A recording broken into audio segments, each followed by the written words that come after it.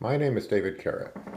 This video is part of a series on how firms can benefit from a common MarkLogic use case, the Universal Data Repository. Today we're going to look at how to create the metadata for a universal repository using MarkLogic's Data Hub framework. Before we get into the specifics of that, let's do a quick review of MarkLogic. MarkLogic is focused on helping users manage and use their data, especially their complex data, so they have a deeper understanding of it. We do this in several ways. MarkLogic helps you parse and understand your data. It provides sophisticated data access techniques to make it easy for users to find what they need in the format they need it in. MarkLogic does this in an agile way so that you can start small and continually modify and enhance your system. At a high level, MarkLogic is a multi-model semantic database.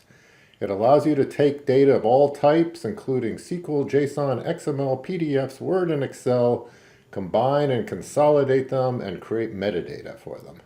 It also helps you create and use semantic ontologies and triples to organize your data and link your different data elements. The end result is a smart data platform which understands your data and which provides informed and contextual queries. Firms can benefit as users can more easily do data discovery, generate insights on their customers, employees, and processes, and perform advanced analytics. The key to building a universal data repository is extracting metadata from massive amounts of primary data, harmonizing it, and using ontologies to organize and make the data understandable. MarkLogic provides a variety of technologies to do this. MarkLogic Semaphore is a critical tool in anything involving metadata. It can parse your data to classify each record and document and link them to related content. With Semaphore, you can take all different kinds of data, including structured and unstructured data, and extract any implied structures and other data from the documents. You can parse the context and data coming from JSON, XML, and other sources, and you can build semantic ontologies which understand your data from the business glossary level to the firm level to the level of individual documents and records. Semaphore is a powerful tool and it does a lot. In order to give it the time it deserves, we will not be showing Semaphore in this video and we'll handle it in a separate one. What we will be covering in this session is the Data Hub Platform. It allows firms to extract metadata from underlying data sources and eases the tasks of harmonizing the similar data. MarkLogic Data Hubs can do a lot more than simply extract metadata. As can be seen from the screen, they can ingest data in a wide variety of formats and provide a graphical environment to solve the issues of harmonizing data sets, tracking lineage, handling security, identifying which records and documents refer to the same person or firm even when they have different IDs, and they can also link different types of data, different data items. The Data Hub automatically creates SQL views of model data, and we'll cover this more in depth in a separate video.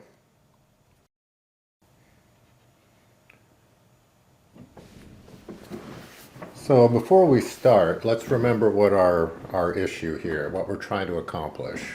So we're a bank or a large financial services institution, and we have massive amounts of data, perhaps petabytes of it, existing in a wide variety of different formats. Some is coming from relational systems. We may have legal contracts, mortgage documents, XML files, JSON files, and there are potentially many petabytes of information, and we're interested in pulling all of that together so we can have unified access either for operational systems or for advanced analytics.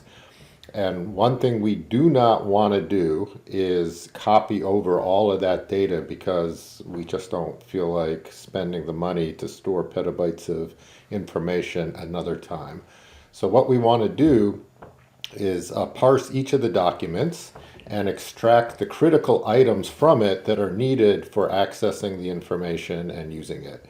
And so then we're going to do that. And again, we have several tools for that. We're going to show how you use Data Hub platform, specifically our Data Hub Central product, which is a front end for it, in order to go through the documents, pull out what you need, and create the files. And so our end goal is to take, so you may have a mortgage document that's several megabytes in size, and you want to just extract those critical items you need to do your queries and your transactions processing. So you want to end up with something like that.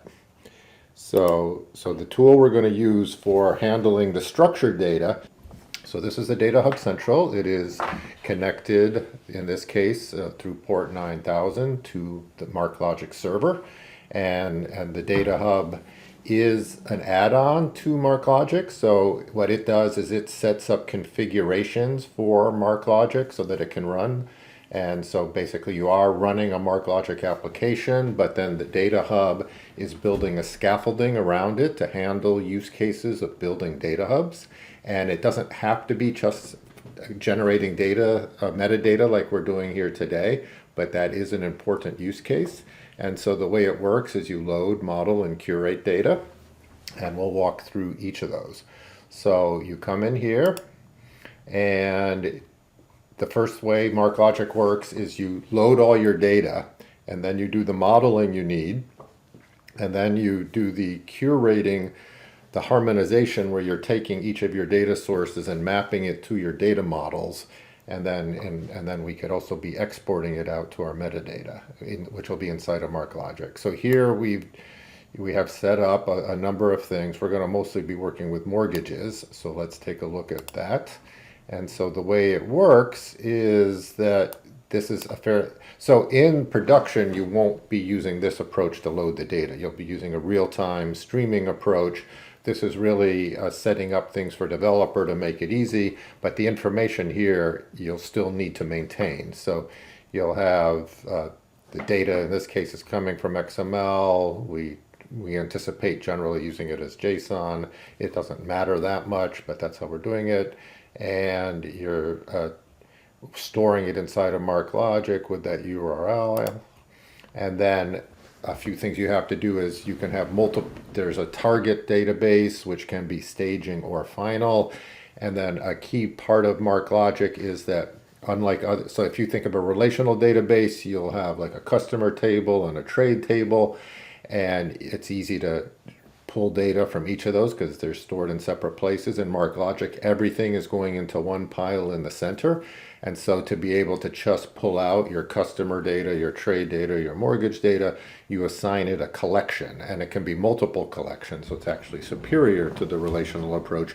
But this way you can just say, when you're doing your query, show me everything from the mortgage collection, and that's the equivalent of pulling a select star from the table data. And you can automatically assign your security here. And then this is, if you want to use MarkLogic to track lineage and content, it stores that alongside the data that comes in there. So you can, so it will do some stuff by default, which if you don't put anything in is what it does. And that's basically the time it was loaded, who loaded it, and a couple of other things, but you can also track more interesting information. And then this is if you want to do custom coding that goes beyond this user interface, then this is the older way. Interceptors are the newer way. So that's what you do, and then you can just run that, and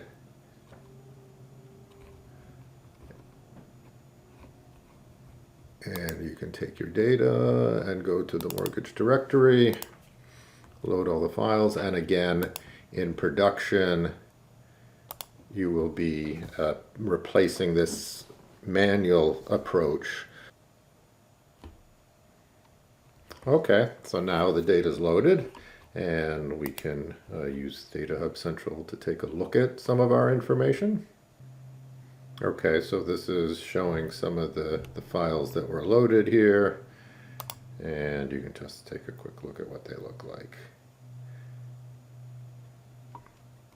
And so this is a simple example. In a general case, there would be a lot more information. There might be several hundred fields here, but it's got some basic information. And so there's all the different records that we loaded. And then You would do that for all the information that you're going to be using here. We won't walk through the mechanics of each of them. Now that we've loaded the data, let's start modeling it. So the Data Hub platform allows you to model just those elements of the data you need. And in a normal application, it brings true data agility in that because we store the as-is data, you model just what you need, but then you can keep refining and adding to the data model so you have just-in-time data modeling. In this case, because we actually want the primary system not to store all the information, we're going to use this modeling capability to model the metadata that we want to export to the central system so that we're bringing in all the data, we're parsing it, we're looking at it, and then we're sending just that model data out as metadata to the central system to enable the kind of dashboarding and analytics and operational systems that we saw in our other video. So how is that done? So here's a kind of fully formed model that this is the sorts of information the bank wants to bring in. And again, keep in mind, this is much easier than in, like, say, a relational system, because customers might be 25 tables. Here in MarkLogic, they're going to be a single table. Mortgages might be more than one table, but again, they're just one. So again, where you come in here and we're defining the key attributes that you're going to want to use for either your operational access or for your analytics. So your underlying mortgage document might be several megabytes in size with hundreds of attributes and lots of text. And what we're doing here is just extracting those critical items that we're going to want for our dashboard or for our operational system. And so inside of MarkLogic, you have a variety of data types. You define your model and you give it a name, a type. Is it an identifier? Is it PII? If you say yes to PII, then it automatically restricts that information from the database level so that you have to have special abilities to see it. And you certainly have a wide variety of data types that you can pull out from. It can be structured. You can have other complex items as how you're going to link to it, in which case you'll be able to define the foreign key. You have a variety of number types especially, and you can have more complex data types here. But so you get a fairly rich configuration, and you can also define that you want it to be a facet for your search operation. So you come in here and you define it for each of those. You create links between these different entities, and then MarkLogic will automatically create semantic triples to link these different documents together so that when you pull them in there, that's already there. And then you're defining what attribute to use to generate those triples. So that's similar to a foreign key relationship. And you just have the ability to create a standard data model as you would in other systems. But the key thing is that you're just pulling out the information you need, either for a full-fledged data hub operation where you're maintaining the as-is information, it's all accessible, but the key critical information is modeled and is fully harmonized. Or in our case here, we're using this to generate the metadata so that you have the basic data that you're storing in the staging database. And then the final database, it has just the metadata, the critical information you need. And we're not going to, the final database that the users will actually access will not have all of the as-is data. And it may or may not have the lineage information depending on what you want. So let's look at data curation. We've loaded our data, we've modeled our data, and then now we have to bring those two different items together. So if we click on curation, then here we'll again go to mortgage, that there's a variety, you're mapping your data. That's the key thing. First, let's take a look at a few of our, so when you're doing your mapping, you're explaining where the data came from. So when we loaded the data, we defined it as going into the mortgage collections. So this mapping of mortgage data will know that it needs to only access the mortgage data. and then that we are originally stored the data in our staging database, and then now we're going to be sending the output of this to our final database, and then we're creating some new collections to send it to, different security permissions to allow it to. How does that data get stored in the final system? Entity validation is if you want to do some extra data checks where the data is coming in, and do you want to attach the source document? So in many cases you would say yes for that because we're creating a metadata repository, we don't want to maintain all the original as-is data. So we're not going to attach the source database. And again, if you want to track lineage information, we could put more information about what changes we're making, and we could make a complete system of all the changes that were made to it through that. So we do that, and we just won't bother changing that here. And then we have the individual steps, so that when you have your data model, so on the left, MarkLogic will take a sample record from the mortgage collection and show them to you. And then on the right, we have the fields in the data model. And here we can come through here and assign the values to the model, so that these are the attributes in the model, and then this is showing you everything that was in this sample data item. And you can change this, that different samples may have different data in it because there's no reason for it to all be the same. And so, but we can pick whichever one we want and then start assigning those. And then, so we assign which entities are coming in from the raw data. And then we also have a wide variety of ways that we can process that as it comes in. So there's a whole bunch of functions to transform the information that we can, like, for example, turn text into numbers down here. And we can do lookups and matches. We can convert things, different kinds of formats for dates into each other. And we can just grab the current time if we want to store that information.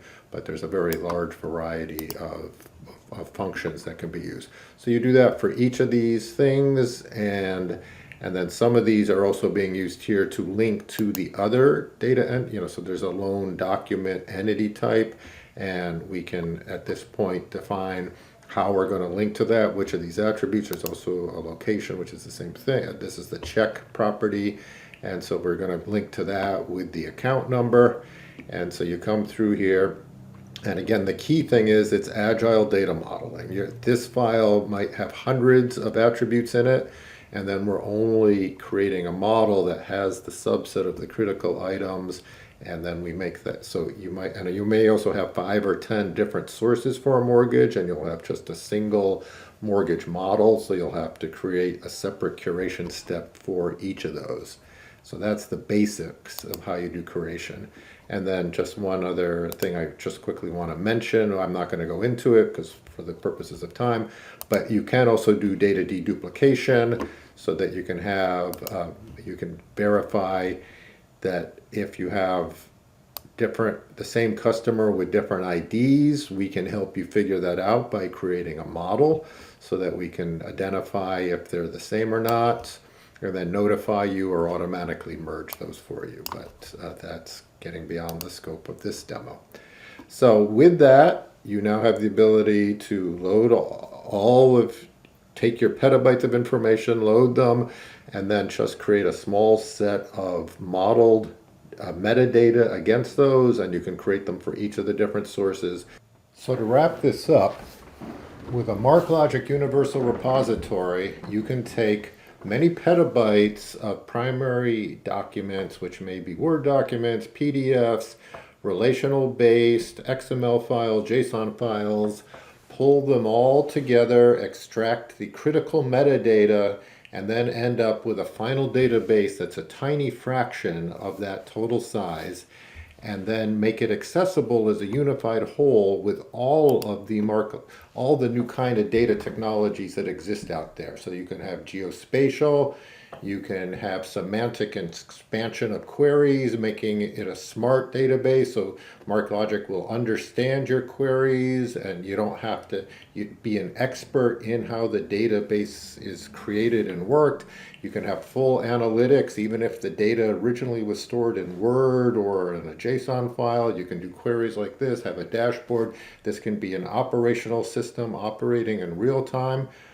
And this, with the universal repository, metadata repository, it will take a fraction of the space of your original system because we're just extracting the critical metadata you need to make the system work.